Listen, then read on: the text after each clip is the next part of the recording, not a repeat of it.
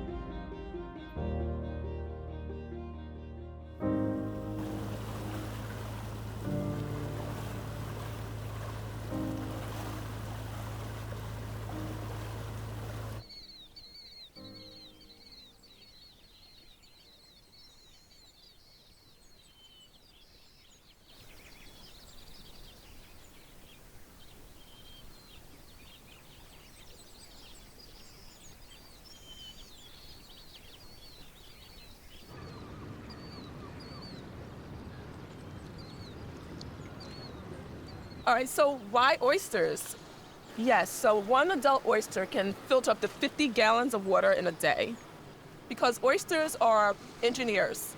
They are keystone species to our harbor, and they help filter the water. They provide great homes for marine life, and they help in a big enough way when there's a big reef to break up the wave energy. So we're just pulling up some water to pour over the cage.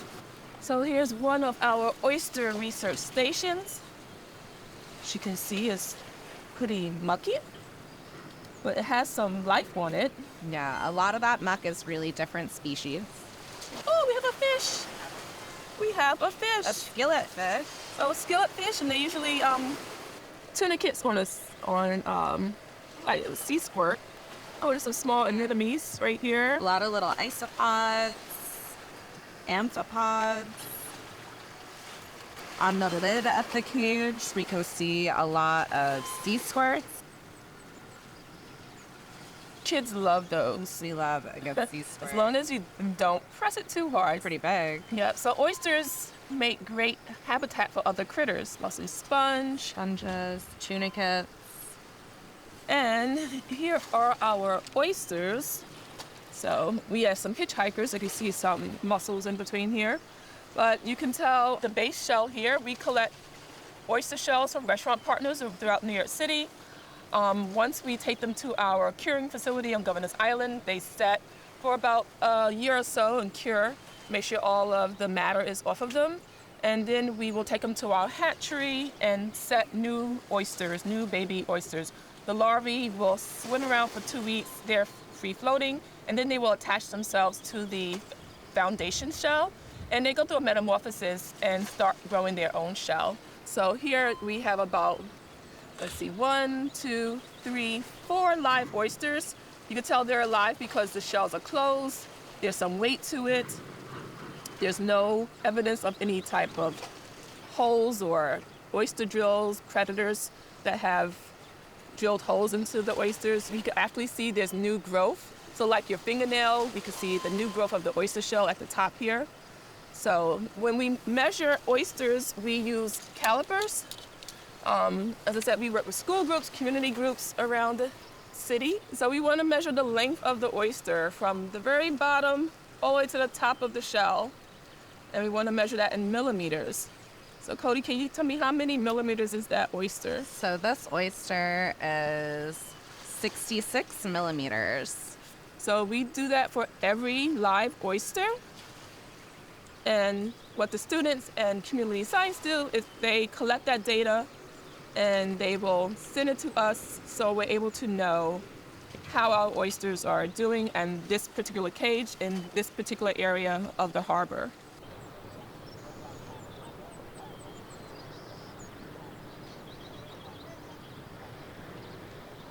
One of the benefits of working in the seashore is that we actually helped found the Oyster Project.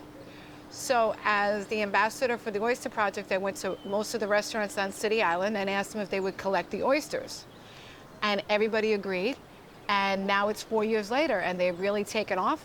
A lot of other states and stuff are actually molding their Oyster Project after City Island's Oyster Reef Project. So that was really something that was nice to see because when I first started here, there was so much garbage in the ocean. And now, as you can see, like on a day like today, it's clean. We have swans, we have birds, we have ducks. So a lot of that has to do with the restaurants and the community and just our customers being together, embracing paper straws. So I live in Country Club, which is right across the ocean. I'm 1 block off the water. So it's only an 8-minute car ride, or I can walk on a really nice day. It would take me about 45 minutes, but I walk right through Pelham Bay Park, and then the bicycle path that comes into City Island.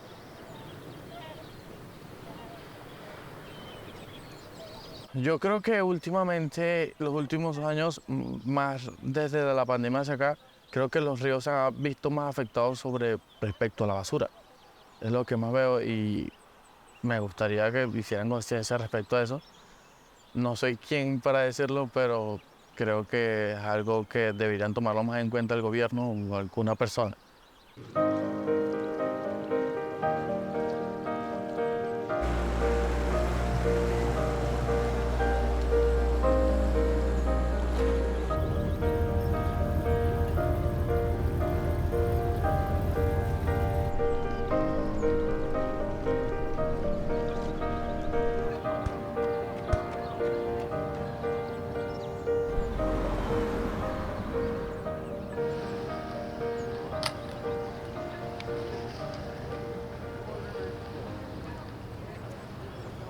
We're all 100% volunteer program. It's a public paddle program that we run during the summer from June through September. For the volunteers is we get to go out on the trips onto East River, mainly. We'll go up down to Red Hook, which is an easy trip for kind of beginner trip. And then we also go up Williamsburg and Long Island City, and that's more advanced paddlers.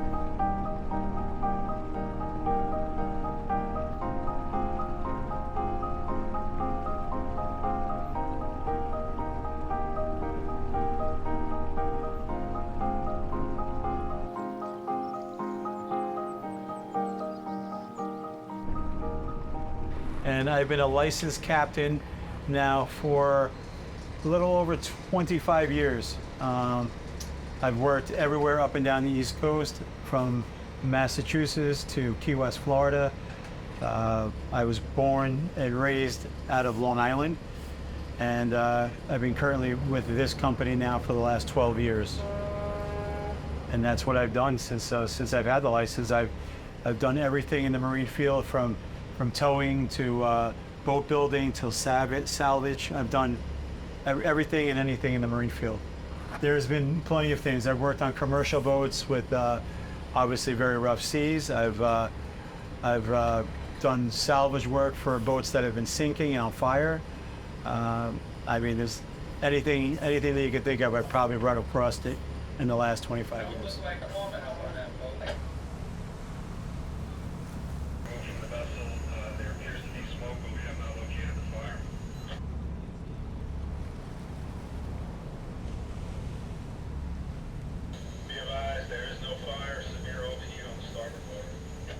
Yeah, no, just from the radio, the radio dialogue that's going on, the vessel that was in distress looked like it was some sort of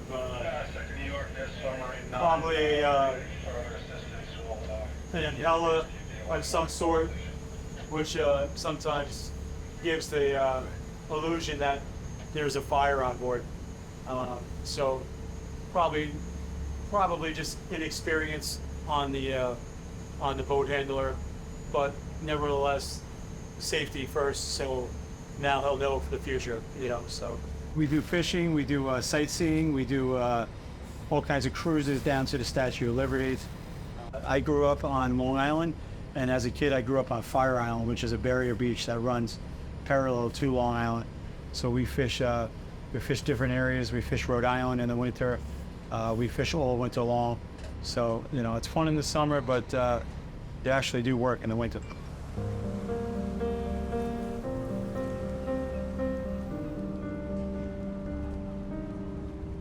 I work here during the summers mostly. I'm a research student back at my high school, and I've been doing a lot of research on heavy metals and how it affects our environment.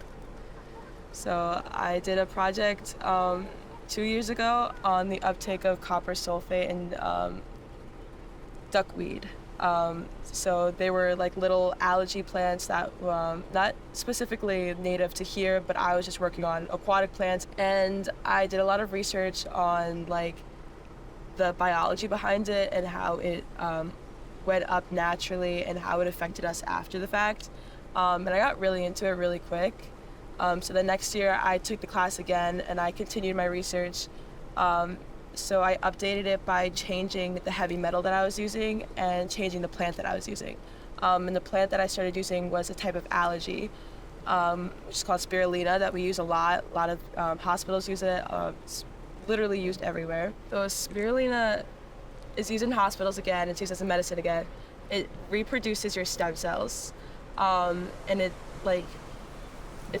really good in antioxidants. It's anti-cancer. It's like a lot of different things that help heal you quicker. It helps you regenerate what's going on in your body so you can help heal faster, which is why it's used in so many supplements and so many different vitamins, because it helps you heal faster. You could easily take a plant and see how much it uptaked, and like that was research we already accomplished that.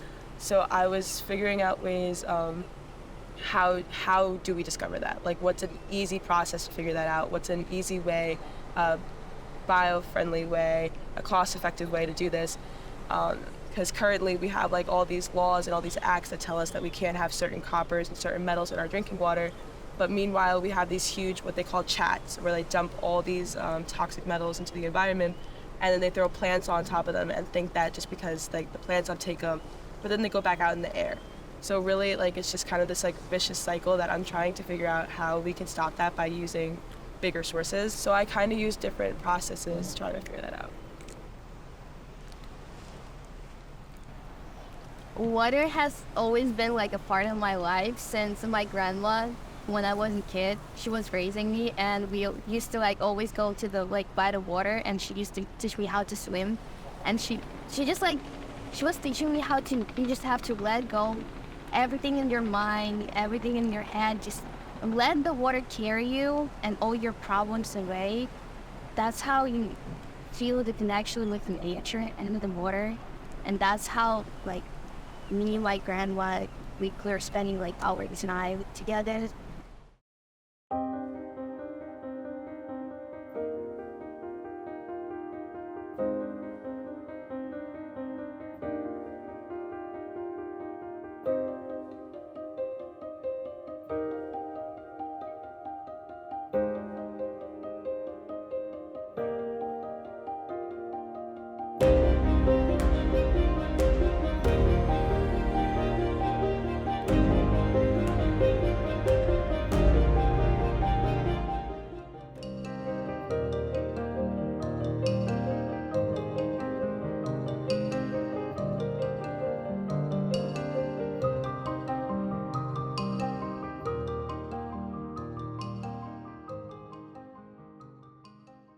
We work about 5 days a week. We fish in the Long Island Sound, in the river, catch all sorts of fish out here. We catch porgies in the Sound, stripers in the river. It's cool because you're in a city where there's it's an urban area, and you have a whole vast ecosystem that no one would ever expect. But if you look more closely at the river, you'll notice it's a very vast ecosystem that a lot of people actually thrive on. For example, all these boats wouldn't exist unless we had such a vast ecosystem here. There's so many fish in our waters. Most people think that New York is disgusting, the waters are barren, but that's not true at all. They're actually very clean and hold a lot of fish. So porgies, they're small fish. They're about 10 to 15 inches in length. They have a very white meat, and you catch a lot of them. So they're very popular. This whole fleet, and any fleet around here, actually relies on the porgy for their business. If the porgy didn't exist, we wouldn't exist. That's how it goes. We catch stripers here, we catch bluefish. A bluefish is a very big fish. They range about 10 to 20 pounds. They have very sharp teeth and they put up a very good fight. So they're very popular amongst people to come catch. My favorite fish to catch is actually a striper. And a striper is cool because they migrate. They migrate all the way up the East Coast. And a striper you catch in the river could be the same striper you'll end up catching up in Rhode Island or the same striper you end up catching in New Jersey. So it's such a cool fish because you can catch the same fish once in the river and once in Cape Cod or Rhode Island because they go so far. They go everywhere. Like different times a year you can catch them in 10 feet of water. Sometimes a year you can catch them in 100 feet of water. It really depends. So the East River in the harbor is actually the mouth of the striper fishery. So all the big fish will go up the river every year and they'll spawn and all the babies will come down. In like the months of March and April, the big stripers will go up the Hudson River to spawn. The big striper can have about 500 babies, and it's important we protect the big fish because if those big fish are gone, we'll have no more stripers around.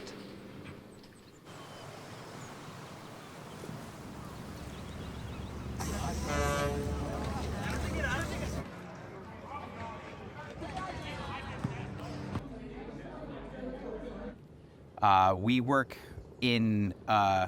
together with the Billion Oyster Project across the island, building these reef structures that we use to, we call them gabions. They will eventually become reef structures.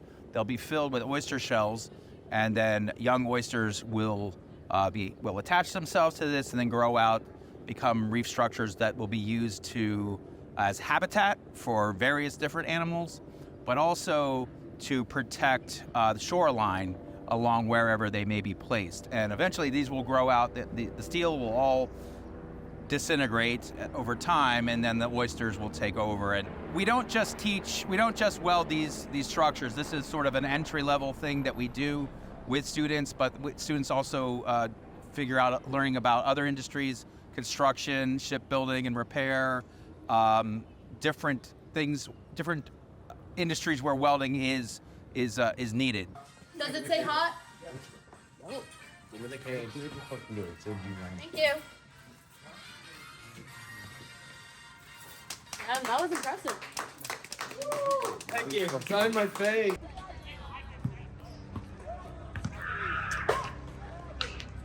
I teach 9th grade global history here at the Harbor School. I've been here for 6 years, I think now, and it's a really special place. So I love the fact that it's really one of the most diverse schools in all of New York City. We have kids from all backgrounds. They come from all 5 boroughs, and that combination makes it a really neat place for kids to learn. Of course, I love the water, as does almost everybody here. And so it's great for us to be able to explore and work on the water. I run the fishing club, and so every Wednesday after school, we have about 20 kids that walk down to the other side of the island, and we fish off of Yankee Pier, and we catch all kinds of fish. So we catch striped bass and blackfish, and we've even caught some dogfish, which are a type of shark. And every fall, when we catch those fish, we put some of them in the tank we have inside the entryway. And so those are fish that our students have caught, and then when summer rolls around, we release the fish back out into the harbor.